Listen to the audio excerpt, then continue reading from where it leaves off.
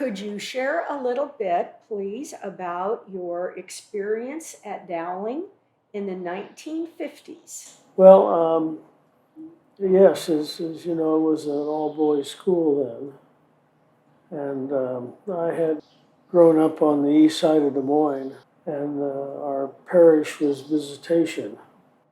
Dowling to me was just a continuation of the Catholic education I was giving, and but I didn't have the time or to do a lot of extra things at the school because of where I lived, which was quite a ways. There were more students from the west side and the south side than the east side. And so I was not and I didn't have transportation, and so I really didn't do a lot of things. I for some reason, and I can't remember now, I decided I had to do something, so I went out for the football team in my senior year. We weren't very good, and I wasn't very good. But I was the quarterback on the team, and we played around. There were some teams that wouldn't play us because we were Catholic, and they didn't Catholic. I remember we went to someplace in the west of Iowa, and we had to be escorted in by policemen into the field, and and we were escorted when we left the field. And we played all of the other Catholic schools in Iowa. I made some friends. The only reason I was able to do that because I'd always worked after school. So was your working after school to help pay for your education then? Well, Dowling wasn't. They didn't charge anything. The parishes paid. There was some sort of administration fee. If Dowling had it would have had if I had to pay to go there, I don't think I would have gone to. I would have been able to do that. I have fond memories of being a student there. The faculty were. I don't know what kind of backgrounds these priests had. You know, one year they're at the parish and the next year they're teaching English or something. So in retrospect, never questioned anything there, but in retrospect, I wondered, what their background really was. And we had a few, not many, but few students that lived at Dowling. There were somewhere else in the state than Des Moines. So you say that your Dowling experience prepared you academically for your future endeavors? Oh, absolutely. I'm sure the academic at Dowling today is superior to what it was in the late 40s and early 50s because we didn't have one single academic in the faculty. They were all priests who, and some of them had been at Dowling for a number of years. I remember that. I think Dowling was something that I felt very comfortable at Dowling. You know, I like to tell people the only time in my life I was never confused about anything was when I was at visitation with the nuns. And whatever sister said, that was it. And so Dowling was sort of an extension of that. The curriculum at Dowling, and then because they didn't have a lot of people that could teach things, was somewhat limited than it would be today. My mother insisted that I go to Catholic schools. So I was at visitation in Dowling. And the first time I had ever been in, school that wasn't Catholic was when I came here to go to the university. Your career path, very interesting, starting with the military. Could you share a bit about your Navy career? When I graduated in Iowa, we had a draft. I was drafted.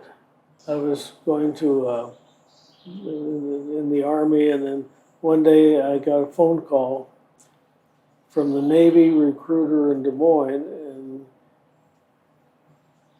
he said, "Would you like to go to Officers Candidate School in the East Coast to become an officer in the United States Navy?" Well, my brother had been in the Korean War, and he said, "You take that opportunity to go." So I did. And really, it was the first time I'd been out of the state of Iowa. We never had the opportunity to, when I was growing up, go places or anything. I finished 4 or 6 months, I can't remember now, program, and I was commissioned an ensign in the United States Navy. And in the first year I was in the Navy, I had been in 7 different countries, and A little different from the Iowa boy it you was had it now. was it was a lot big difference. I really enjoyed that. I was on a ship, and we were in the Pacific, and we were going to different ports. And the first real serious thing we had when I was in the Navy was the Cuban Missile Crisis. I was in that area. And I see you commanded 2 combat ships. I was the captain of 2 combat ships, and I was also the commodore of a squadron of 5 ships. Let me go back. I had decided to come back and go to law school when my time in the Navy was coming to an end. I got a letter from somebody in the Navy saying that they had started a new program at the Fletcher School of Law and Diplomacy on the campus of Tufts University in Boston. And it was administered by Tufts and Harvard. The 2-year program, you earn 2 master's degrees. If they would accept you, you could stay and do a PhD. The Navy was trying to, after the Cuban Missile Crisis, President Kennedy said, I got to have some military people that understand more than just bombing people. Or words to that effect, So General Kennedy, this really was one of the things that ended up being the Harvard School of, so I was there, and I was fortunate. I had Henry Kissinger as a professor. Of course, he was just a professor then. So I had to graduate. I earned 2 master's degrees, and I had been accepted to go on for a PhD. But I got a call from the president had just nominated or sent to Vietnam. He was sending to Vietnam a new commander, and I had written something to explain what my thesis was going to be, and somebody had given it to him in the Pentagon, and my wife and I were sitting in our living room one night, and the phone rang, and it was Admiral Elmo Zumwalt was his name. He was the youngest person ever in the history of the military, and he said, I'm going to Vietnam, and I want you to come with me. And I really had never met this man. I had no idea. So I said, let me think about this, and I was reading the New York Times, and I got to about page 8, and there was this article about this officer that had just called me on the phone. I looked up at Patricia and I said, I think I may have made a hasty decision. So I called him back and I said, is this offer still available? And he said, yes, I want you to meet me in San Diego on Monday. And this was Thursday. And so, and then I traveled with him all over the Pacific and then went to Vietnam with him. When I was going to leave the Navy and go to law school, when I was selected for this program, it was just exactly what I wanted to do. You were in high demand.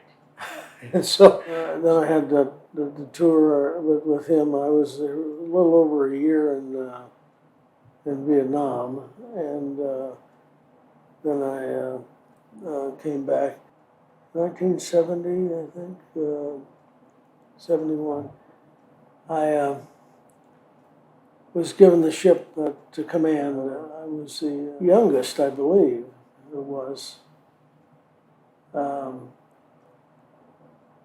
Person to give a command of a ship, of a combatant ship, since the Second World War. And I was sent over to the Pacific, or to the Mediterranean, and then I ended up, believe it or not, in the Black Sea. I was sent up there. And everything I read now, I look for things that I was doing. The Russians were on my tail all the time I was there. I had command of a new ship that was being built, and that sent me to California and the Pacific. And then I was selected by the Council on Foreign Relations in New York City. It's maybe you've heard of it, or well, they had each year they had 2 military fellows from the different service, and I was selected to represent the Navy there, New York. So I went to New York for a year, and just had luncheons and dinners and listening to bright people speak. And I was, and I took a course while I was there at Columbia because I wanted the person that was giving the course. I didn't care about the damn material, but I did, so and I just went over when I felt like it. But I had a year off from the Navy, and I was on my own. And I met this young man at Columbia, and he was Russian. And he told me that he was at the embassy. And so we agreed that we would have coffee after the class and he was very interesting, and we got along very well.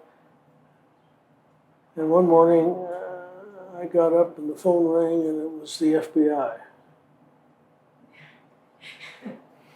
Not a phone call you get every day. And they wanted me to come to their office in Manhattan. So I got there, and they had at least 10 pictures of me on the streets of New York, in restaurants and everything. And I thought, God, what the hell have I done now? They wanted me to continue to work with him and to find out information for the FBI. That puts you in a little bit of an awkward spot, didn't it? So I said, all right. I said, I'm at the Council on Foreign Relations, and I'm here because I'm an officer in the United States Navy. You call the head of the Navy and tell him what you're asking me to do. They excused me, and that was the last I ever ever heard. So that was just a side note of my year in New York. Then I went to Hawaii. I had 5 ships that I was Commodore of, and I took them. We went all over the Pacific, and then down into Australia and New Zealand, and I had been told I was what I was going to do next, and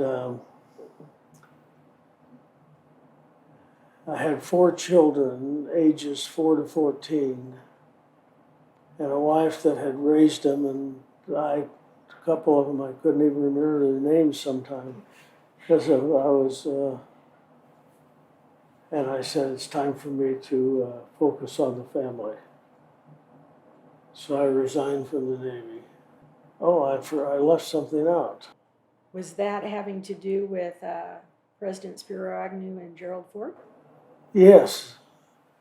When I went to Washington in 71, 72. And I was given a job in the Pentagon, but I was only there for about 6 months when I got nominated to go to the White House. The second election of Nixon and Agnew had just, and so there was a turnover in the military office over there. So I was nominated to be the military aide to the vice president. And so I did that job until Agnew resigned. And when he resigned, Gerald Ford, who was a congressman from Michigan, but the head of the party, was nominated under the 25th Amendment, the first vice president or president ever that had not been elected by the people. And Ford became vice president. In the meantime, what had happened was all the civilians in Agnew's that were working for the vice president and I was working with were fired by the chief of staff of the White House, and I was standing alone in and I was given the job to collect all the materials the people had and everything, make sure they didn't steal anything from the office, I guess. But anyway, chief of staff of the White House called me over and said, "We want you to start briefing Mr. Ford on," and these are papers that the CIA and everybody put together for the president and other key people in the government, but it's a restrictive thing. And it was top secret, so you have to do that. So I started going up on the Hill to brief Congressman Ford, and about the 3rd day he said, "Who do you work for?" And I looked at him and I said, because I was the only one in the office. And let me tell you, for almost anything that happens in the federal government, there's something that's already been written. This is what you do. Well, no vice president had ever resigned, and we had no. So there was no thing you could go to and say, these are the 1, 2, 3, 4 things you need to do. So I was. And this is one thing that General Haig wanted me to do. So Congressman Ford said, who do you work for? And I said, that's a good question, and I don't have a good answer. And he picked up the phone and he called the White House, put it down, and he said, "You now work for me." Oh. I said, "Thank you very much." And so I was with Vice President Ford throughout the period, and he was sworn in November, and President Nixon resigned, I think it was September. I came to work as usual, and well, first of all, Ford made a decision that he was not going to stay in Washington very much. He was the first vice president in the history of the country that had not been elected by the people, so he wanted to get around as much as possible and meet the people and have the people meet him. So I was on every trip that he was making, and it was every week, 2 or 3 days we were gone. I came in to work, and what everybody knew was going to happen, we just didn't know when it would. The word was that the president had decided to address the nation. So all of a sudden, and Ford had brought his own staff with him, and I was the only one that was still standing. I told you so. I was there, and he all of a sudden it hit us that today we're working for the vice president. Tomorrow we will be working for the president of the United States. Vice President Ford called a couple of us in and said, I want to be inaugurated in the Oval Office with my family only. So his chief of staff, the vice president who I reported to, came and got me, and he said, we're going over to the White House. Come we're going to see the chief of staff, who at that time was General Haig. He was a 4-star general. We went over and told the general that what the president wanted to do, and we would. It's kind of hard to express, but all of a sudden, all of us who were looked down by the people in the White House, they were all of a sudden looking up to us because they knew that tomorrow we are the key people. They are no longer the key. I mean, this is what was happening, and the general he was smoking a cigarette. He had one cigarette in his mouth and one was in an ashtray. He'd been up all night. And we told him what the vice president wanted to do, and he got out from behind his desk and he started walking around. All of a sudden he turned and he said, no, damn no. He cannot do that. And the chief of staff looked at me, and then he said, well, General, you're talking about the President of the United States now. And he said, you're damn right I am, and I understand. What you people don't understand is what we've been going through. And that really got my attention, because I thought, what everybody in the world wanted to know what the hell was going on, in the evenings and everything with the president.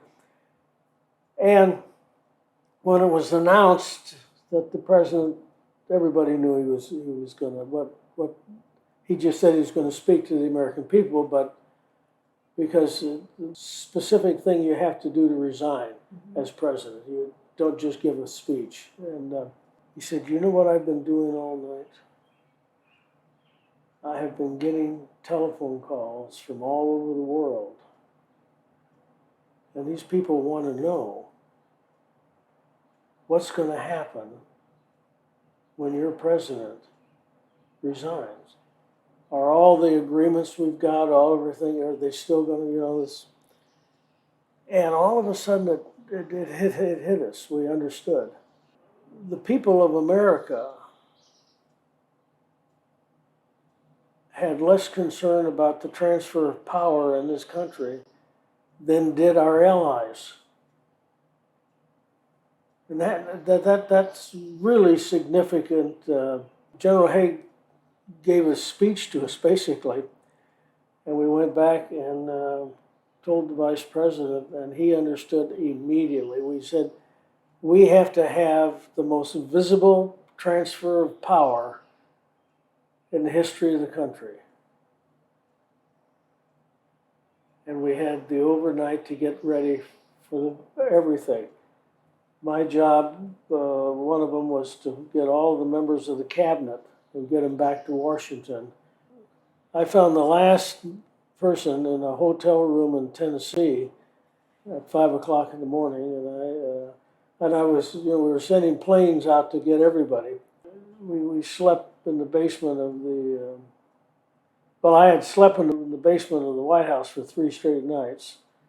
Before we could swear in Ford, we had to say goodbye to Nixon, and if you remember watching it on television, it was really sad, and everybody that had been working for him and whose future was tied to him, and believe me, when Agnew left, let me just go back a little bit here. It was a normal day at the vice president's office, but his brother or stepbrother had died, and the word was that he was going over to Baltimore to attend something for his. And at about 10 o'clock, the chief of staff gathered us all in the. It was a telephone, that's all it was. The phone rang, he didn't say anything, and he hung up. And he looked at us, there was about 20 of us in this room, or 15 maybe. Anyway, he said, the Vice President of the United States has just left his office. He had just the previous week called us into that same room, asked all of us to stick with him because everything was a lie, and he was, what was who's on the other end of the line? See, when the president or vice president resigns in the United States, they have to write a letter of resignation, and it has to go to the Secretary of State. And the Secretary of State has to initial it and put the time on it. So that's why when the vice president resigned, somebody telling our chief of staff, yes, he has this one fellow that their life is tied to these politicians that they go up and down with them. And he stood up. And we had these big, everybody was smoking in those days, and we had big ashtrays and everything. He picked up an ashtray and threw it against the wall, and it just, shattered. And he said, "That lying son of a bitch," and walked out of the room. And we were all sitting there looking at each other, what does all this mean? We knew he was in trouble, but we were not given any information. He had made a deal to anyway. It's in the history books, and so that was my first person I worked for in the White House was them. And then when Ford was elected vice president, I was with him all throughout his vice presidency, which was about 8 months or something, maybe 9. And I traveled overseas with him, and we'll say so. Every now and then I would think, when I left Dowling High School, Iowa was the only state I'd ever been in. Over the last previous years, I think at one time I said I went to 30-some countries and 50 states.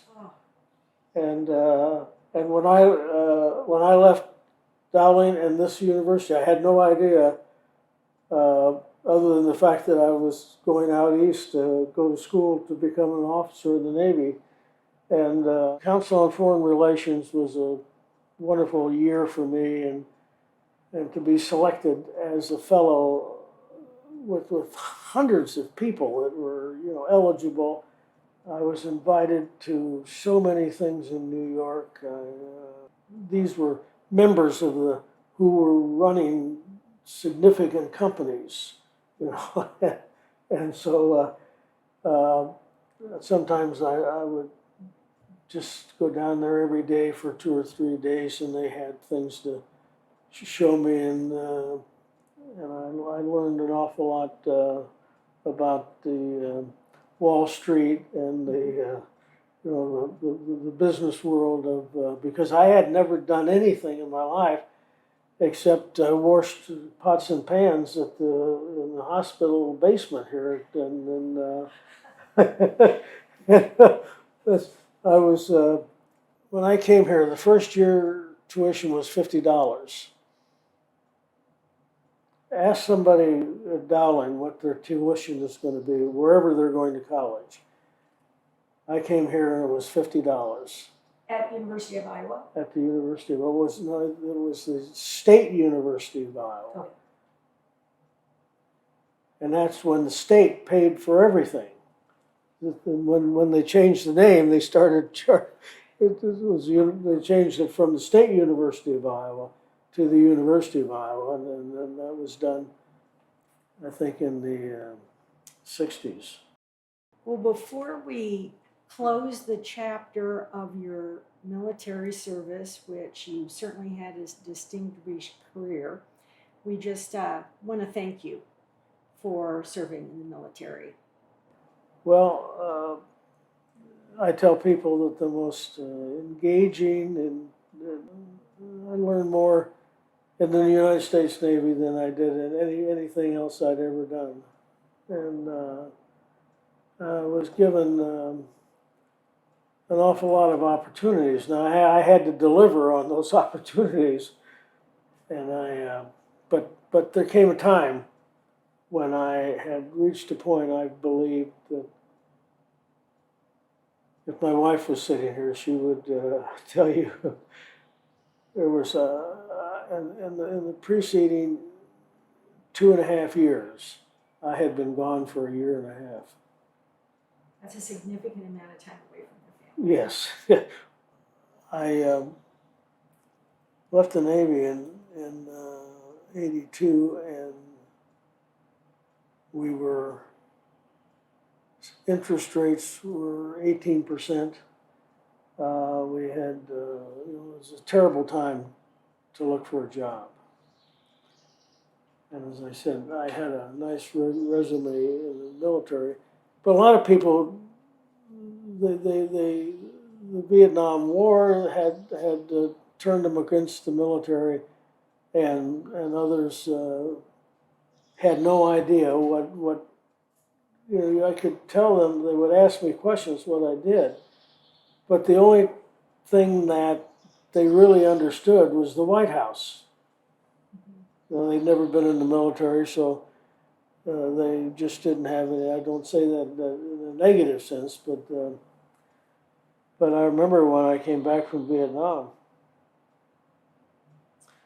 we landed in San Francisco, and we were all told to change into take our uniforms off. Mm-hmm. Well, none of us did, and we walked, and we had people throwing tomatoes at us, and well, you've seen it in the news, out right now in the country, around the country. Well, that was happening also, in the Vietnam War, and so you can't find a job. And my resume, as I said, was the only thing I really did was the washing pots and pans, and that wasn't very good. So I took a job. It wasn't really a job. Estee Lauder. Oh. That's unusual for somebody to The cosmetic company. Yeah. Well, she had 2 sons. One that ran the company, and the other one that wanted to do something in the government. So I was hired to educate him on Washington and introduce him to people and write articles about him and all that stuff. And after about 6 months, we were having lunch in New York, and I said, "This isn't working for me, and if it's not working for me, it's not working for you." And so my wife and I had been invited to a dinner in Washington that they were having for President Ford. He was and his wife, and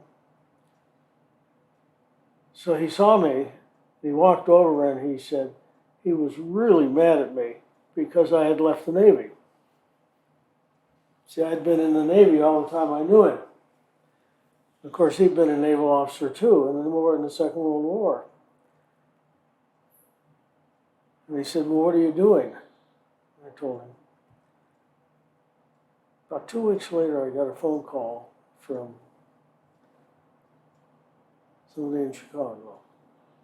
And I had decided, I had been doing some consulting work with a couple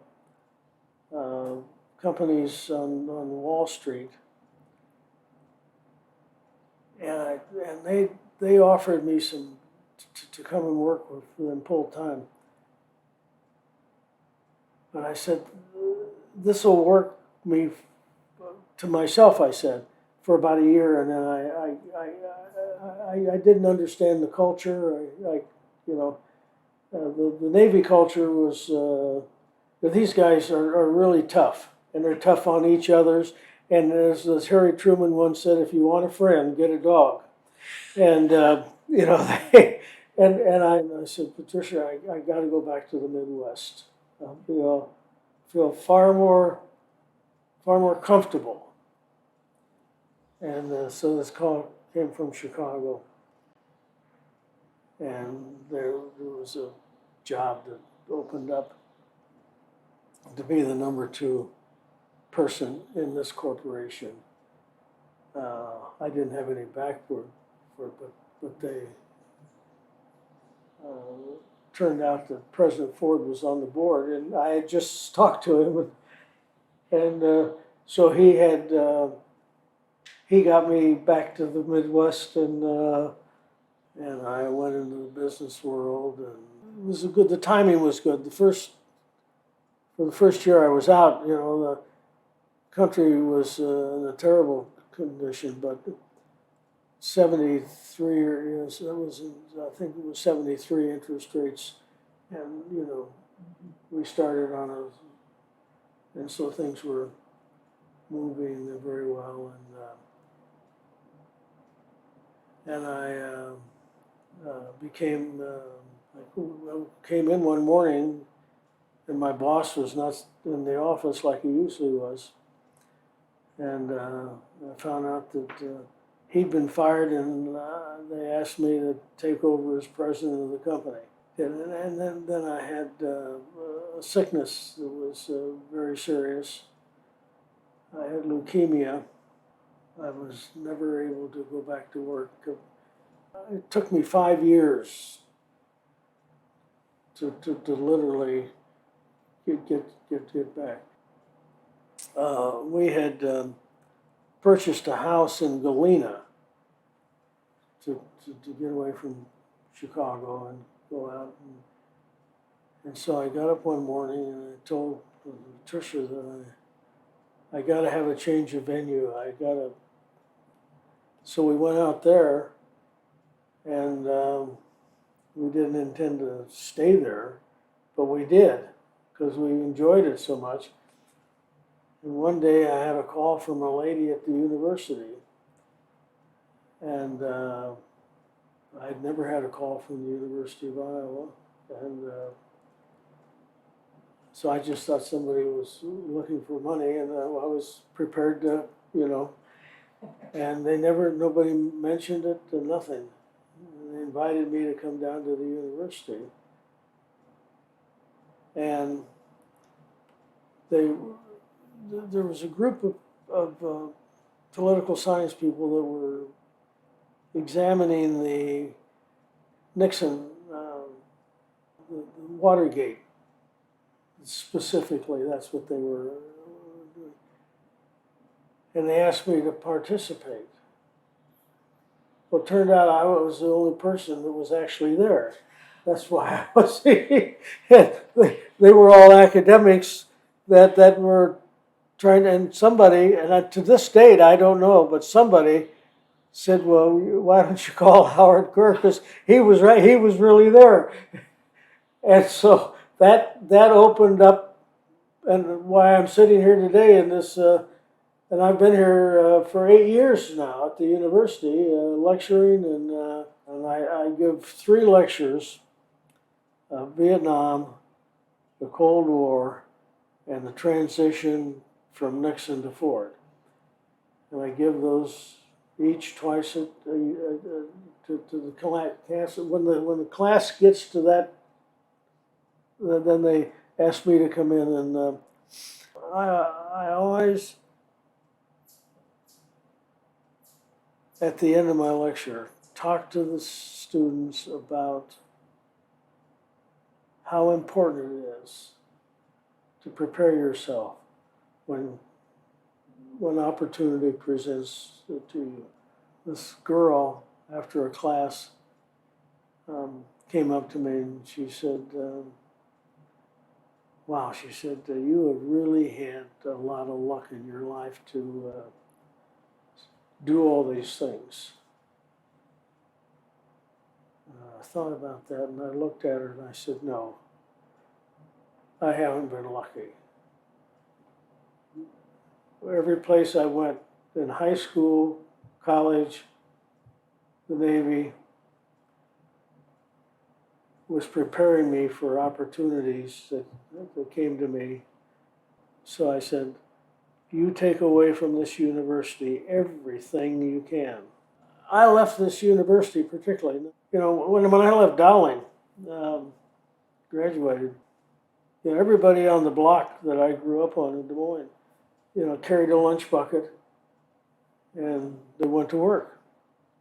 My brother was older than me. He was working for Meredith, and I don't even know if they're still in Des Moines, but, and so I got a job assembling lawnmowers for Sears and Roebuck. And all I did is the truck would go, and I did that for I don't know how long. It was a few months, and I said, I can't do this. So instead of going to work, I went down to Highway 6 and hitchhiked to Iowa City and registered for school. And I had to ask somebody, where the campus was, and so I went in, and I had my diploma from Dowling in my back pocket, and I went up to the lady. I'd asked somebody, where do you go? And so she was there, and she laughed. She said, you're the first person this year that has walked in here with a college and said, I want to go to school. Because, everybody, and today everybody gets, looks at 10 schools and all that stuff. I had no idea. I couldn't even conceive of what, and my parents had never graduated from high school. So they had no idea what college was. And then I hitchhiked back that night and told my parents that I had gone to Iowa City and I was leaving because school was starting in a week, and anyway, that's amazing. What did they say?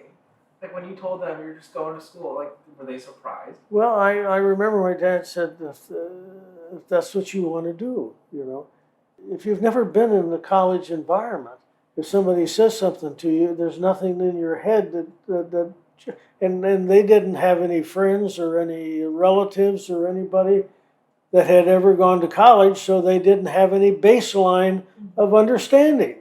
How long did they live to see you progress in your military service? Now, I had one brother, and he died when he was 39. My mother died when she was 51, and my dad was 64. Now, if you take those three numbers and divide by 3, it's 50. And I'm well, but I've been through 2 cancers and 2 heart attacks. Well, you're an amazing man. Oh, no, I'm not amazing at all. Amazing. Believe me, please don't. For some reason, I couldn't explain it. I had an instinct to want to take a. I didn't want to stay on the east side and put lawnmowers together. Most of the people that I worked with, that's exactly what it was, either that or something just like it. Mm-hmm. And I said, I just cannot do that. Not because I thought they were, I was better than they were. I just said, look, I've got to do something different. And I said, I've got to get a. And not that I didn't love Iowa, I'd like to see something else. And I realized that if I really wanted to do that, I had to go to college. Did anyone at Dowling inspire you to say, Howard, you have great potential. I hope you go to college after graduation? No, they all, actually, they wanted me to be a priest, as they wanted everybody else to be a priest. They were all priests. And they'd all gone, we didn't have anybody that had not gone to there.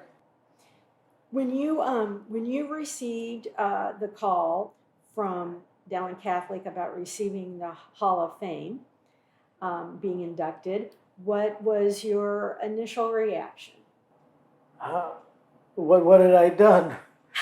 Honestly, a friend of mine in Des Moines who lives there now, and who I met in Dowling High School, his wife was on that list. She was one of the early girls from the girls' school we had in Des Moines. Yeah, unbeknownst to me, they recommended me, and I think that's what it was. And I came over and gave a lecture at the university, at the high school, to the students. Then went in a couple, 3, where they're having specific courses in more of the social sciences opposed to. And I spent the day going from classroom to classroom, talking about some of the things that I had done, and school teachers were interested in. And when I left the White House, I had the honor of having a meeting with the president. Not something everyone gets? No, most people that work there don't get. Yeah. But I had been with him for so long, and I got to know him so well. Because I was a military officer, I was given the Legion of Merit, which is a pretty high, and the president gave me that.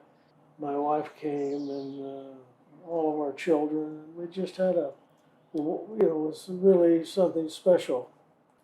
That's amazing. It's just, I mean, when you said at the first part of our discussion that you were an Iowa boy who had never been out of Iowa and had never been on a plane, and then to hear this story unfold, it's pretty fascinating and impressive.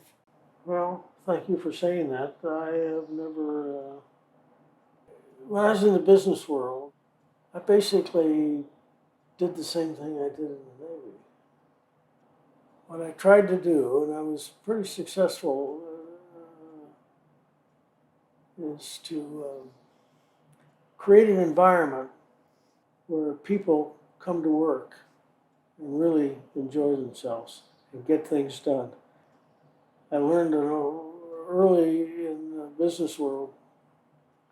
I was the president of a company that had about 1,000 employees, and if they weren't happy, they could find a lot of ways to hurt the company, and you could not see that. But if they're happy, they'll find ways to enhance the school or wherever they. So I just started focusing on the environment that these people worked in, and I could relate to it because of where I grew up. Everybody carried a lunch bucket. I think some of the success I've had here at the university is simply because of the things that I did in the Navy that weren't necessarily. The Navy allowed me to do a lot of things. And when I got the distinguished thing here, the lady that had put this together, she said, "We have never seen anybody with your resume, and they've been doing this for several years." And I said, "You're kidding me." Well, then the longer I was here, and they have never done anything except study and write and study. From the time I was in Dowling, I said, I'm not going to, I want to see the world, I want to, etc. And the Navy became the vehicle for that. Yes. And then when I got into the business world, I had a family, and I had to take care of that. And there were things in the business world that I did not even understand. I didn't particularly like, but I focused on the people, not on we've got to get more into this and everything. And I said, if I can create this environment where people come to work and enjoy themselves, and that's what I focused on. And it And sounds the like reason that they paid attention to me was because I didn't tell them that everybody on my block carried a lunch bucket, but they began to understand that I understood them. A lot of the business people that I met and worked with, but I don't say this negatively, but their focus was just on money. Because the board, and the investors, and that's capitalism, and I learned that too. But I felt that I was delivering by getting these people to come to work and do things without being told. So that goes back to growing up on the east side of Des Moines. I have a question for you. Yeah. At Dowling, our focus is to develop leaders for life centered on Christ. What advice would you have today for students currently attending Dowling? Well, first understand that Dowling is committed to that. And when I say understand, I'm not saying you just be able to say the sentence. Get behind it. What does it really mean? What is Dowling doing to make that happen? And when Dowling can show them, or they're going to react. And when they react in this positive way, I go back to, it's not luck. But the most important thing is the school, the high school, and the people that are running it and teaching and interacting with the students. Yeah, I think to me it was the same. I was able to relate to people, and I think Dowling, it's a totally different school than when I was there. Believe me, from just a little. Several times I've been to be in the school. If we can live up to what you just said, the students will react to that. I believe that, and so the real responsibility is the faculty, etc. But every time I've talked to a student, every student I've talked to, I've left it thinking, boy, they really developed at an early age because of this school. Thank you so much for your time Yeah, today. is there anything else that, This is, I mean, I came into the interview knowing a shell of what you've accomplished and taking all the opportunities you've had and putting them into action. But it was the tip of the iceberg. I mean, this has been a gift. well, thank you. It has been a gift. Growing up, there was a fellow that lived across the street or someplace. He was a gentleman that, dug his own basement with horses, and and I would go over as a little kid, sit there, and one time he said, he found out I was going to college.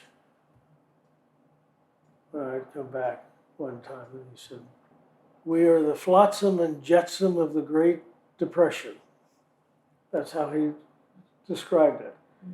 What he was trying to say was that a lot of people lost opportunities to be, I did not go to work, and I walked down to Highway 6 and hitchhiked to Iowa City. And that, And the rest is history. well, I don't know.